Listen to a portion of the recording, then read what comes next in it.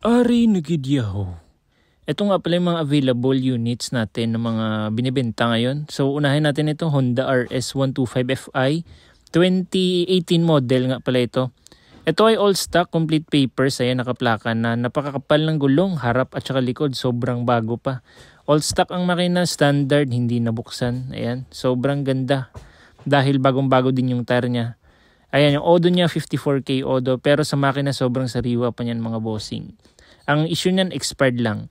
Ito naman ay Honda RS125Fi 2021 model. Ito makapal din ng mga gulong at saka bagong-bago pa yung itsura niya. Ayan, ito yung matte black kasi yung 2018 model natin ay yung glossy black.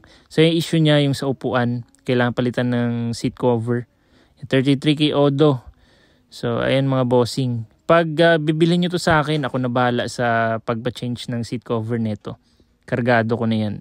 Meron din tayong Aerox version 1 2020 model. 31K lang ang odo, sobrang sariwa. All stock ang makina.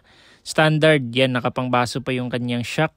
At saka meron din tayo ditong sabitanan para kung may bibilhin kayo accessories, mga additional. Lahat yan, kasali na yan dyan sa motor, wala na akong tatanggalin.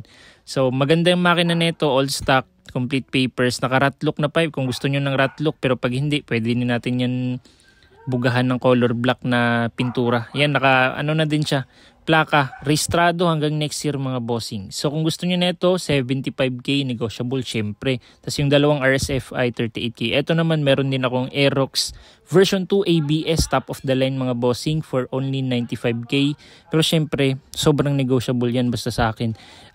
Binibigyan ko lang kayo ng price na medyo mataas-taas para mataas-taas din yung hingi nyo na tawad or discount sa akin. So ito mga bossing, hindi nakasali doon sa linya ng lineup ko sa garahe dahil ginagamit ni Mrs. So kung interesado kayo, PM lang, let's go.